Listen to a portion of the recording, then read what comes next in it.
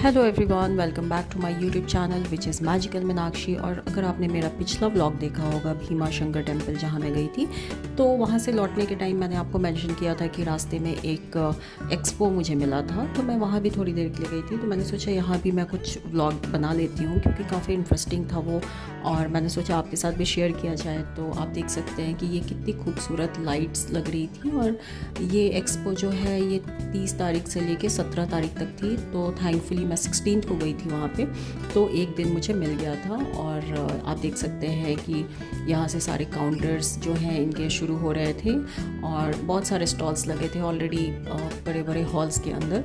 तो ये आप डेकोरेटिव आइटम्स थे, असमीज़ के जो लोकल ट्रेडिशनल चीज़ें थी। ये लखनऊ का काउंटर था। इस तरीके के एग्जीबिशंस में मुझे जाना इसलिए पसंद है क्योंकि आप एक रूफटॉप के नीचे पूरी इंडिया को देख लेते हैं। जैसे कि ये पंजाब के जूतियों का जो है वो स्टॉल था, और यहाँ पे आप देख सकते हैं कि अगेन जो नॉर्थ ईस्ट एसएमईज़, यहाँ पे बहुत सारे नॉर्थ ईस्ट अगर आप एक्सप्लोर करेंगे तो यहाँ पे बहुत सारे ट्राइब्स, बहुत सारे लोग अलग अलग तरीके के कपड़े पहनते हैं, ज्वेलरीज उनकी अलग अलग होती हैं। तो ये सारी चीज़ें एक रूफटॉप के नीचे ही देखने को जब मिलता है तो बहुत ही इन्फॉर्मेटिव होती हैं इस तरीके की एग्जीबिशंस, क्योंकि आर्ट एंड कल्चर जो हमारे इंडिया का है वो हम सबको पता है कि बहुत ही रिच है। तो इसलिए मैं कभी भी मौका नहीं छोड़ना चाहती। जब भी इस तरीके की कोई एग्जीबिशंस होती हैं तो मुझे बहुत शौक़ है कि मैं जाऊँ यहाँ पे। जैसे कि आप देख सकते हैं कि ये राजस्थान का एक स्टॉल था। तो जहाँ से भी जो भी चीज़ें मुझे खूबसूरत लगती हैं मैं हमेशा शुरू से जाना पसंद करती हूँ ये इस तरीके के एक्सपोज में। और वहाँ से जो भी चीज़ें मुझे लगती हैं थोड़ी यूनिक, थोड़ी खूबसूरत, वो मैं लेके आती हूँ, चाहे वो पहनने का हो या होम डेकोर का हो या फिर ज्वेलरी हो।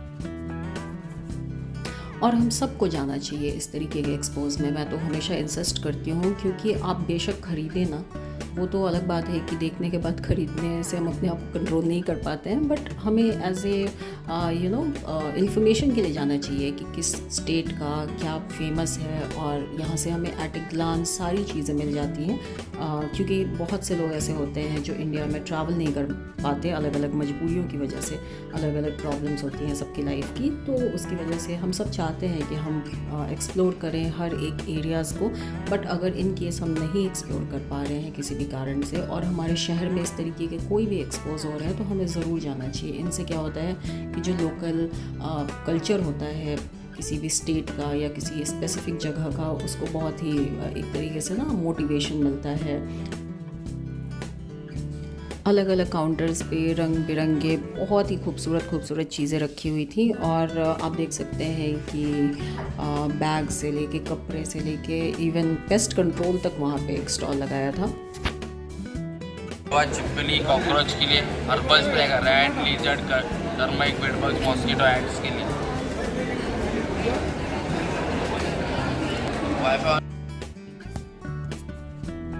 तो कश्मीर से लेके कन्याकुमारी तक जो भी जहाँ की स्पेशलिटी थी वो इस एग्जीबिशन में आपको देखने को मिल सकती थी। जैसे ये केरला का स्पेशलिटी था जहाँ पे बनाना चिप्स रखे थे। सबसे जो इंटरेस्टिंग चीज़ मुझे दिखी थी इस पूरे एक्सपो की वो ये थी कि अभी पिछले कुछ दिनों से मैं जिनके ब्लॉग्स देखती हूँ पर्सनली, तो उन सारे लोगों के ब्लॉग्स में मैं देखती थी कि सेलिब्रिटीज़ थे या यूट्यूबर थे, वो सब लोग जा रहे थे कर्नाटका के रीजन में किसी स्पेशल रीज़न से। तो वो रीज़न आपको आगे देखने को मिलेगा।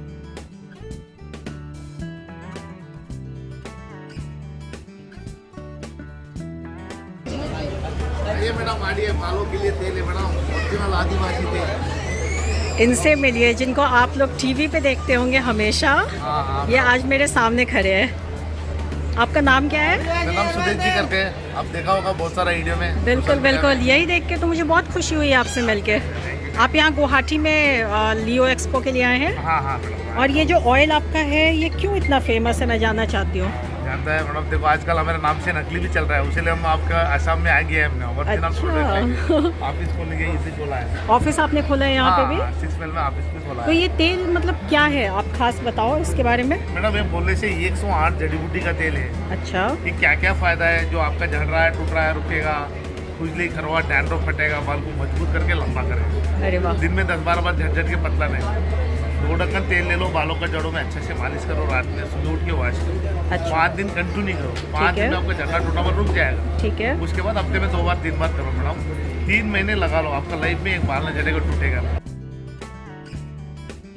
तो ऐसे जो एग्जीबिशंस होते हैं ना, यहाँ पे बड़े लोग भी बच्चों जैसे बन जाते हैं और उन्हें लगता है कि हम सब के दिल में एक कोने में बचपना तो रहता ही है। वो अलग बात है कि जब हम बड़े हो जाते हैं तो हमारी प्रायोरिटी चेंज हो जाती है, हमारी रिस्पॉन्सिबिलिटी अलग हो जाती है, तो इसलिए हमारे अंदर का जो वो बचपना है ना वो कहीं खो जाता है। तो मुझे इसलिए भी अच्छा लग रहा था लोगों को देख के, लोग बहुत एक्साइटेड थे। जो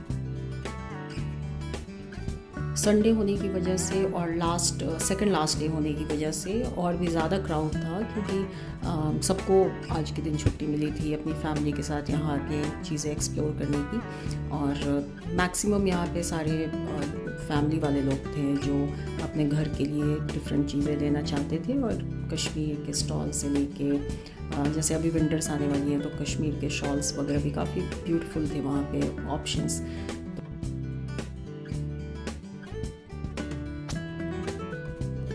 तो इस तरीके के जो भी एग्जीबिशंस होते हैं प्राइस वाइज अगर देखा जाए तो वो थोड़े हाई साइड में होते हैं, क्योंकि यहाँ की जो भी चीज़ें होती हैं वो ऑथेंटिक आप कह सकते हैं होती हैं। क्योंकि मध्य प्रदेश के एक स्टॉल पे मैं गई थी, चंदेरी का फैब्रिक मैंने देखा था, वहाँ साड़ियाँ बहुत अच्छी अच्छी थी। तो वहाँ पे प्राइस वाइज आप देखेंगे तो थोड़ा सा आपको लगेगा कि कॉस्टली है। कुछ स्टॉल्स पे बार्गेनिंग बिल्कुल नहीं हो रही थी, लेकिन आपको ये एक अलग एक्सपीरियंस मिलेगा कि आपको ऑथेंटिक चीज़ें वहाँ के लोकल लोगों के जरिए आपको मिलेंगे। और ये एक बहुत ही अच्छा एक्सपीरियंस देता है कि आपको वहाँ के लोकल जो है वो आके और चीज़ें बेच रहे हैं और आप उनसे ख़रीद रहे हैं, ना कि किसी ऑनलाइन या किसी अपने शहर की दुकान से।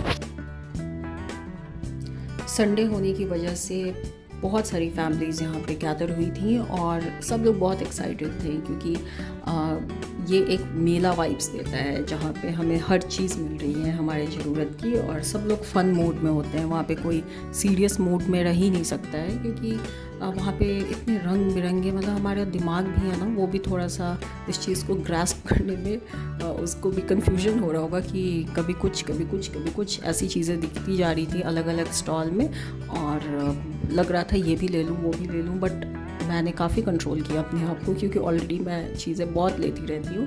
तो मैं हमेशा कोशिश करती हूँ कि ऐसी जगहों पे मैं अपने आप को थोड़ा कंट्रोल रखूँ, नहीं तो पता चला कि बहुत लंबा बिल बन गया और मुझे बाद में रिग्रेट ना फील हो। इसलिए मैं अपने आप को काफ़ी कंट्रोल कर रही थी, बट फिर भी मैंने भी थोड़ी बहुत जो ज़रूरत की चीज़ें हैं वो मैंने ली।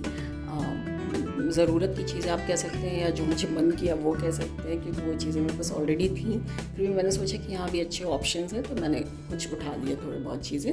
और ये आप देख सकते हैं कि होम डेकोर की आइटम्स हैं।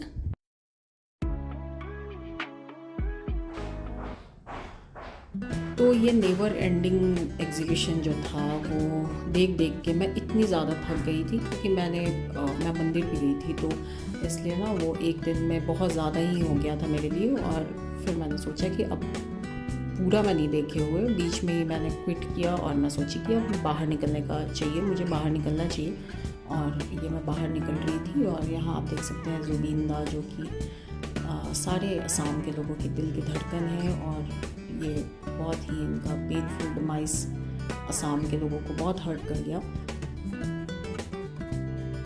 घूमते घूमते मुझे इतनी ज़ोरों की भूख लग गई थी कि मैं इस स्टॉल पे आई, क्योंकि यहाँ पे मेरी पसंद की चीज़ें थी, जैसे कि ये चाय कुल्हड़ वाली, बहुत ही कड़क चाय थी, ये अदरक इलायची वाली, जो कि मेरी फेवरेट है। सारे ड्रिंक्स में मुझे ये बहुत ही ज़्यादा अच्छा लगता है चाय पीना। और मैं बिहारी हूँ, और एक बिहारी जो होता है वो चाय के लिए बहुत क्रेज़ी होता है। तो ये चाय वाय पी के थोड़ी बहुत स्नैक्स खा के मैं फिर से रास्ते में जो स्टॉल्स आ रहे थे उनको देखते हुए मैं बाहर की तरफ निकल रही थी। और आप भी देख सकते हैं कि कितनी ढेर सारी वैरायटीज़ थी यहाँ पे।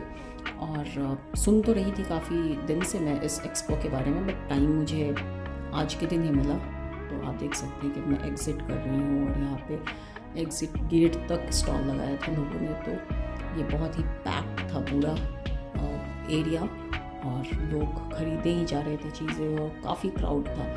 तो इसकी वजह से भी मैं निकल रही हूँ बाहर की तरफ।